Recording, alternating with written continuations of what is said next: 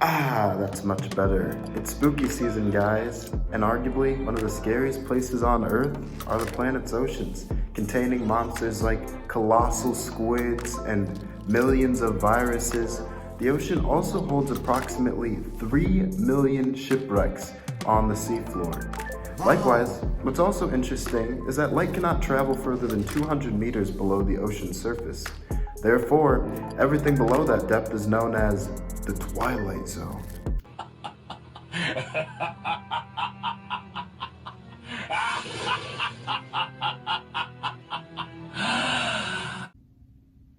Anyway, maybe that perpetual darkness contributes to another spooky statistic, that a majority of the world's oceans are currently undiscovered. Yet, I could go on and on listing the facts of how the oceans can be both scary yet fascinating, but luckily for us, when it comes to our safety, most of the oceanic danger is found beneath the surface. However, what happens when oceanic danger makes its way to the surface? Unfortunately, that's exactly what happened on December 4th in 1872.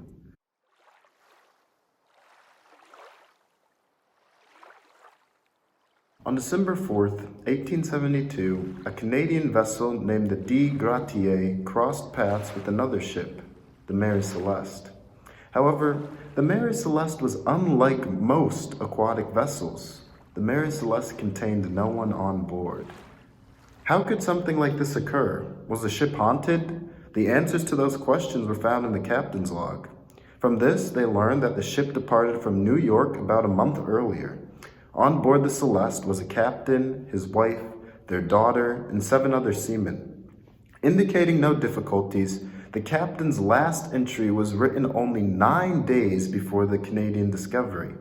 Yet, when the Canadians arrived, no one was on board. Thus, to this day, the reasoning behind the crew's disappearance remains a mystery. Some people believe that it was a drunken mutiny, while others suspect that the Canadians killed the passengers. Yet, regardless of the theories, there is one thing that everyone could agree on. Without debate, the Mary Celeste was given the label ghost ship. Today, the term ghost ship is used to refer to a shipping vessel with no living crew on board, commonly seen in both fictional stories like The Flying Dutchman, but also real examples like the Mary Celeste. Ghost ships are not new concepts in oceanography. Some causes of these phenomena may be a decommissioned ship that has yet to get scrapped, while another cause could be a ship breaking loose from their ropes and mysteriously drifting with the winds and the currents. Yet, what if I told you that ghost ships weren't the only thing haunting the world's oceans? Because, unfortunately, the ocean contains something even more deadly. Specifically, the other thing that is haunting the oceans are ghost nets.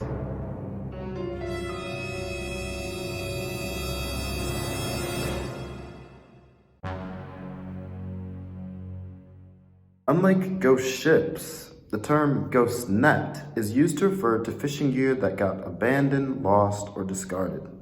But just because the net isn't used by fishers anymore, that doesn't necessarily mean that the net stops working. Consequently, ghost nets drift around the ocean and trap almost everything in their path. So, through both fascination and concern, Brazilian researchers noted that although the threats caused by ghost nets have been recognized since the late 1980s, there are still very large gaps in knowledge in obtaining scientific evidence about them. So, a group of researchers led by Walter Svez dos Santos conducted a study to analyze the impact that ghost nets have on biodiversity. Santos and his team use digital media platforms like Google and YouTube as inexpensive sources for data collection. Therefore, if you don't think that you have resources to make significant findings, these researchers have proven that a lot can be done online. Using keywords like abandoned net or entangled marine animal, the researchers were able to obtain countless videos and pictures regarding ghost nets in Brazil. From there, the team used pre-existing literature to confirm whether or not the fishing gear in the videos were actually ghost nets. Likewise, with the help of specialists, Santos and his team were able to identify the marine animals that were trapped in the videos. As a result, through this process, the researchers were able to construct 14 independent reports of ghost nets affecting marine biodiversity, affecting sea creatures like the parrotfish, the French angelfish, the Beard's whale, and the green sea turtle. Ghost nets have affected at least 30 species in Brazilian marine ecosystems, in which some species, like the francisana, are critically endangered. As a result, this data is pretty alarming. Yet what's more alarming is that the researchers suggest that this may only represent a fraction of the problem. Essentially, the researchers suggest that if this is happening in Brazil, imagine what other parts of the world may be like. Essentially, the study proved that something needed to be done to protect marine species. Otherwise, they'll just keep dying. So, what's a solution that can counter the ghost nets? The answer seems simple. Just clean up the fishing gear and things should be fine. Yet, is ocean cleanup good enough? Some other researchers, led by Britta Hardotsti, needed to make sure. Working in Australia, this group decided to retrospectively analyze the frequency of ghost net sightings over a 15-year period between 2004 and 2020. Using remote techniques called aerial surveys, the researchers were able to use things like satellites, drones, and other aircraft to track down rich information on what debris was entering the ocean surface and shoreline. Wisely, the team hypothesized that ideally there should be a decrease in ghost net density over the 15-year period. Why? Because countermeasures had already been put in place to reduce marine pollution and mitigate the risk of abandoned, lost, and discarded fishing gear. Yet surprisingly, despite the cleanup efforts, the researchers noticed this. Essentially, over the 15-year period, almost all grids saw a net increase in ghost net density over the 15-year period. In other words, ghost nets are persisting despite our attempts of removal. So, when paired with the Santos study, hundreds of sea creatures could be at risk. Therefore, the Australian team demands that more needs to be done to improve and manage ghost nets on land and at sea. As of now, simply cleaning up the fishing gear may not be good enough. Rather, in addition to cleanup, there's a factor of implementation.